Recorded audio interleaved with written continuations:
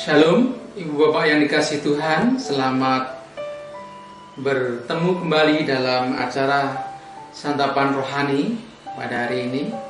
Kita bersyukur kepada Tuhan karena segala berkat Tuhan yang sudah kita terima di dalam kehidupan kita. Sebelum kita belajar firman Tuhan, kita akan berdoa terlebih dahulu. Bapa yang baik, di dalam nama Tuhan Yesus, kami bersyukur untuk rahmat dan anugerah Tuhan yang selalu baru di dalam kehidupan kami. Terima kasih Bapa. Pada pagi hari ini kami hendak belajar firman-Mu. Kiranya firman-Mu akan terus menolong kami untuk mengerti kebenaran yang daripada-Mu. Berikan hikmat kepada hamba-Mu dan kami semua yang mendengarkan. Dan kami sambut firman-Mu pagi ini di dalam nama Tuhan Yesus Kristus. Amin. Saudaraku yang dikasihi Tuhan, kita akan belajar firman Tuhan yang akan saya beri tema kepribadian yang terus dibangun di dalam Tuhan. Kepribadian yang terus dibangun di dalam Tuhan.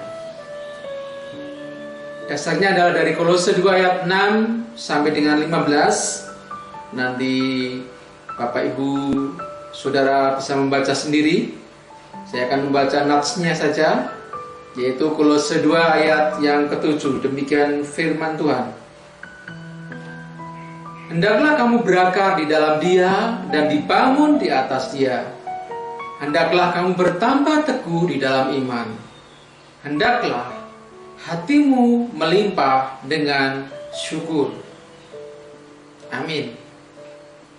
Saudaraku yang dikasihi Tuhan, menurut Gordon W. Allport, kepribadian manusia itu digolongkan menjadi 4 macam.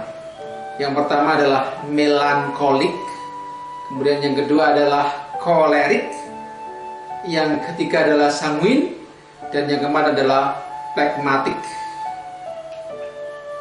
Teori penggolongan manusia menjadi 4 tipe kepribadian ini itu lahir dari kepercayaan orang Yunani kuno bahwa tubuh manusia itu tersusun oleh 4 macam cairan, yang di dalam bahasa Yunani itu disebut 4 cairan tersebut adalah, yang pertama adalah melankol, cairan empedu hitam, kemudian yang kedua adalah kol, ya, cairan empedu kuning, kemudian plek, ya, lendir, dan sanguis, ya, dalam bahasa Latinnya adalah darah.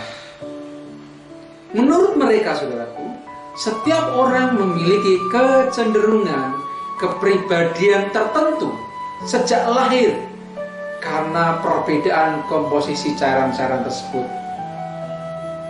Ya, sebenarnya, saudaraku, kepercayaan ini sudah dibantah oleh para ilmuwan modern, maksud saya.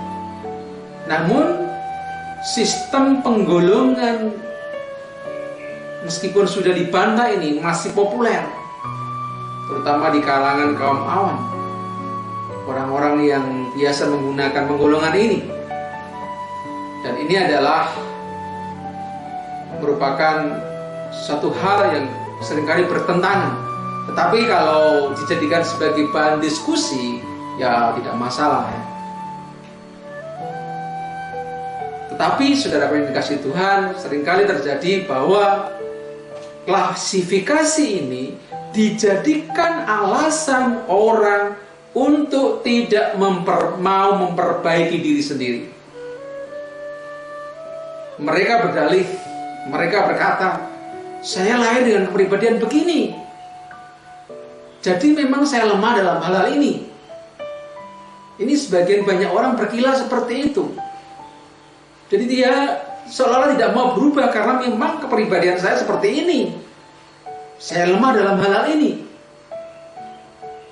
Jadi seakan-akan kepribadian dan karakternya itu tidak mungkin berubah lagi.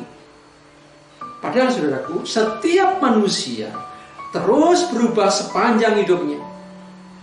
Tetapi saudaraku, ke arah manakah ia akan berubah?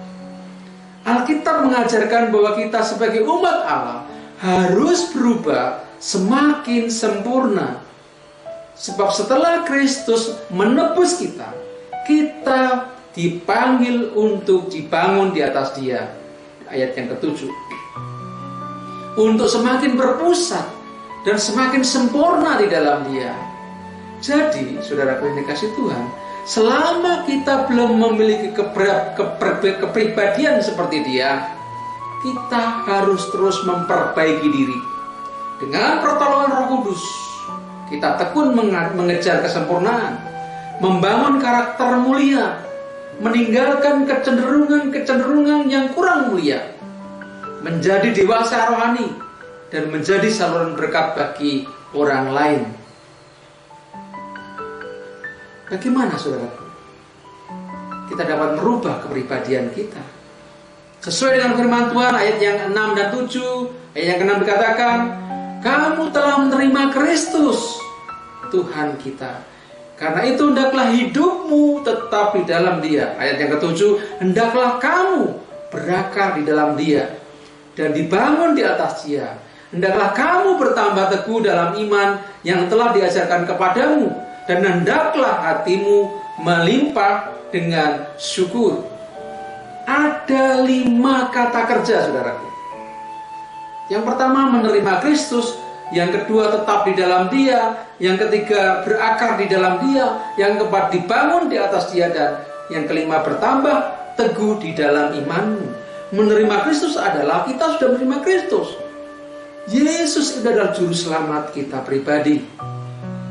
Yesus yang telah menebus dosa kita, yang menyelamatkan kita. Yang kedua, tetap di dalam Dia. Apapun yang terjadi, kita percaya Yesus. Jadi kita tetap berada di dalam Tuhan. Kita tetap bersekutu di dalam Tuhan. Kita tetap berdoa di dalam Tuhan. Berakar, artinya ada satu pergerakan, ada satu pertumbuhan iman. Dan yang keempat, dibangun di atas Dia. Ada satu perubahan yang dibangun terus-menerus ke arah Dia. Sehingga apa, saudaraku? Kita akan bertambah teguh di dalam iman kita. Saudaraku yang dikasihi Tuhan, mari kita terus dibangun karakter kita. Jangan mau kita jangan sampai kita menjudge diri kita sendiri. Saya ini ya seperti ini, yang tidak akan berubah. Bukan, saudaraku. Roh Kudus mampu mengubah kita. Kita dipanggil untuk terus membangun diri, agar oleh kasih Tuhan kita menjadi seperti Kristus. Tuhan Yesus memberkati. Amin. Mari kita berdoa. Bapa yang baik, terima kasih untuk firman-Mu pada pagi hari ini. Kiranya firman memberikan kekuatan kami untuk terus berubah, membangun karakter yang baik ke arah Tuhan, membangun kepribadian yang baik di dalam Tuhan, dan semakin diperbarui hari ke hari. Terima kasih Bapa, biarlah Roh-Mu senantiasa menuntun kami dan mengingatkan kami, sehingga kami terus menjadi bangunan yang indah di mata pemandangan Tuhan. Kami menyerahkan hidup kami sepanjang hari ini hanya di dalam nama Tuhan Yesus Kristus. Haleluya.